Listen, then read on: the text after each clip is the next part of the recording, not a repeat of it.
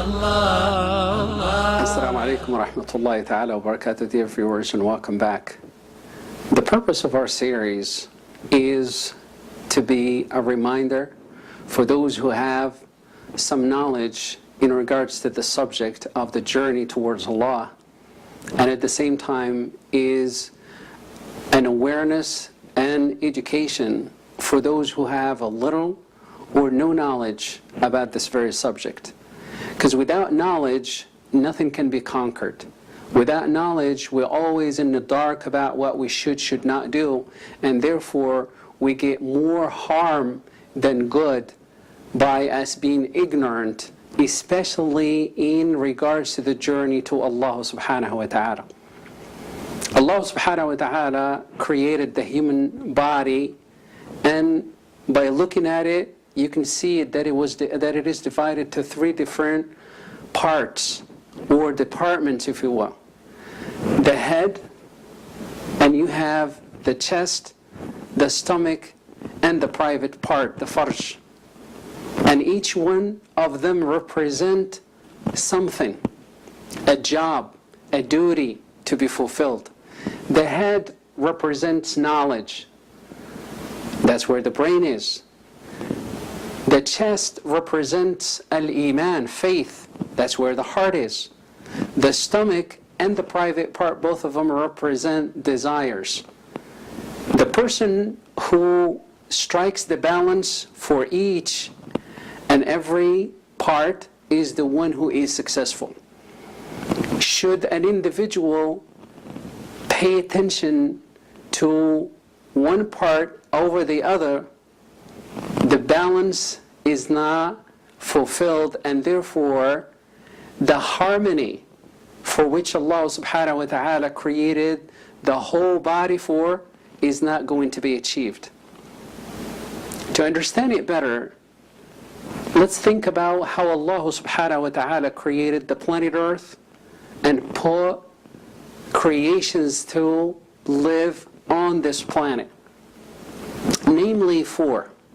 Allah subhanahu wa ta'ala created objects, created animals, created plants, created human beings. When it comes to objects, they have a weight, they consume a space, and they are tridimensional. When it comes to plants, the plants, they have a weight, they consume a space, but opposite to objects, they grow when objects don't.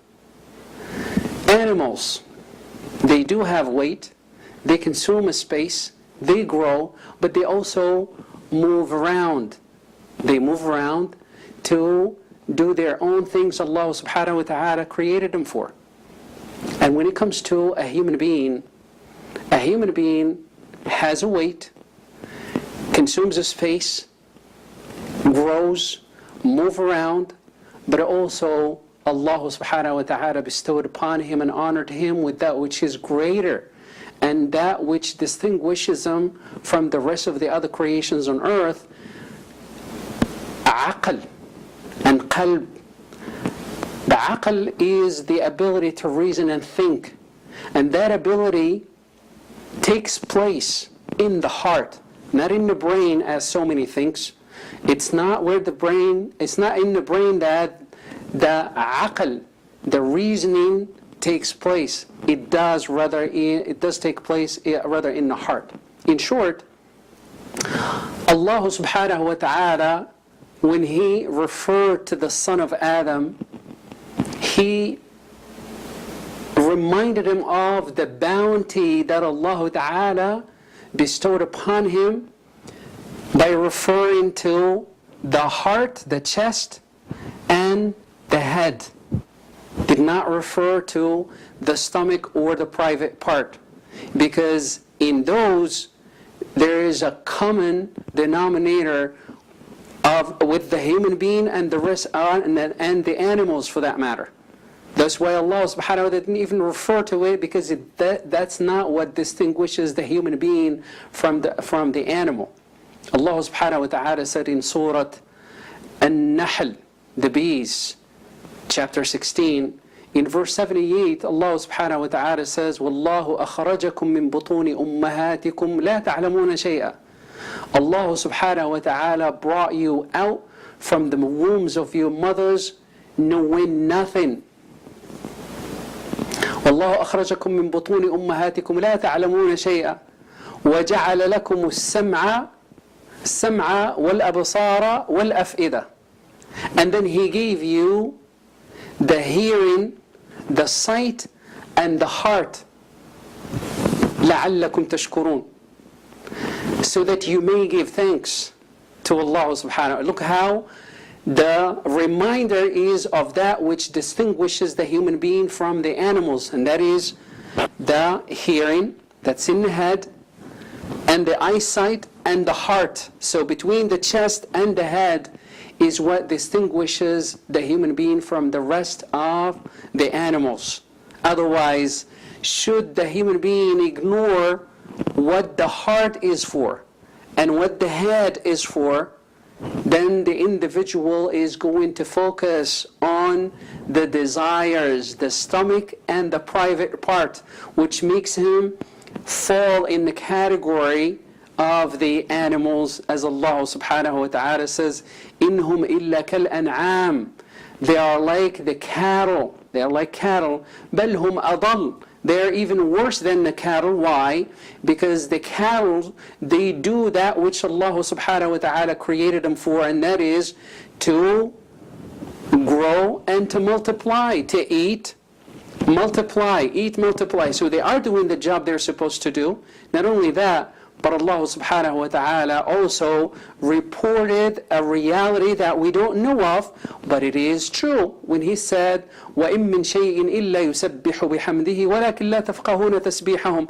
There is not a thing, and part of the things are the animals. They fall in the category of things Allah ta'ala referred to.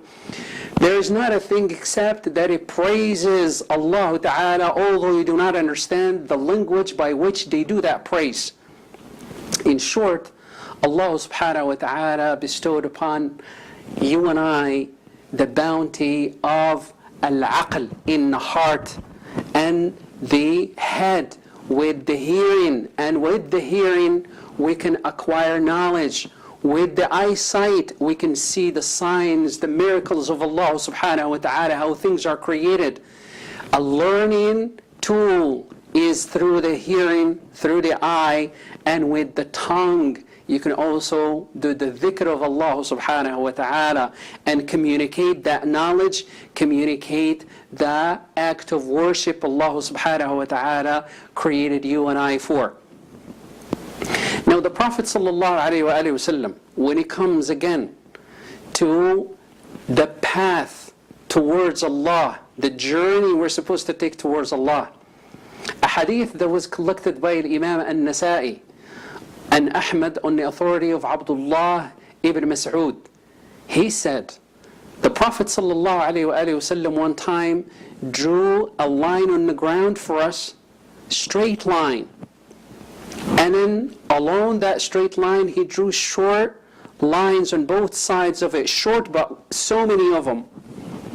And then he pointed at the straight line and he said, this is the path of Allah, and these are the paths of a shaitan, and there is not a path of these paths except that there is a shaitan calling people to it. A few things to, inshallah, learn from this hadith. First of all, the path of Allah subhanahu wa ta'ala is straight. We mentioned before how the closest, or rather the shortest distance between A and B is a straight line. That is why Allah subhanahu wa ta'ala made the path to Allah and to the hereafter straight. This is one.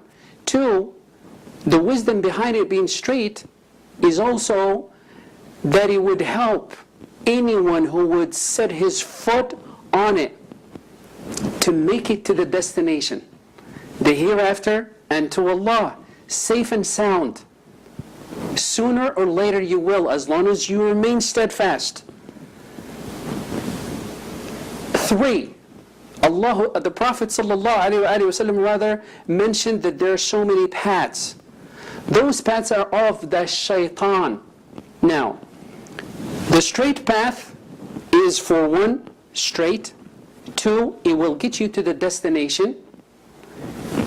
The paths of a shaitan, they are short, very short, but they are crooked, and they do not lead you to the destination. Imagine you have A and B.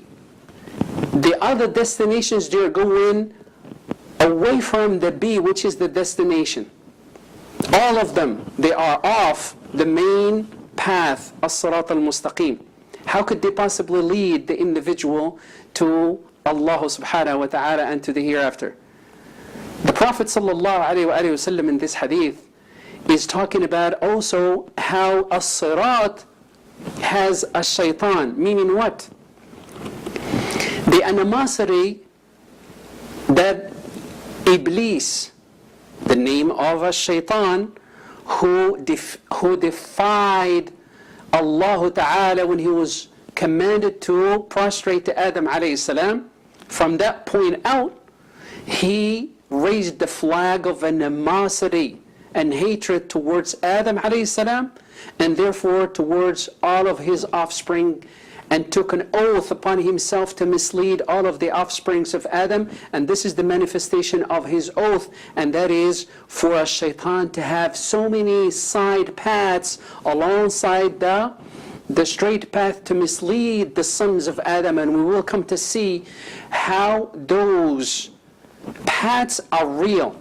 We will come inshaAllah ta'ala as we cover each and every one of them, or the majority of them inshaAllah. We will come to see that this path is real, those paths of a shaitan are also real, and how we are being affected day and night by the misleading tricks of a shaitan to get us to take those side paths instead of remaining steadfast on the main path of Allah subhanahu wa ta'ala. Stay with us inshaAllah ta'ala as we continue this episode. Jazakumullahu khair. Allahu, Allahu, Ya Rabbi, Ya Allah, Allah.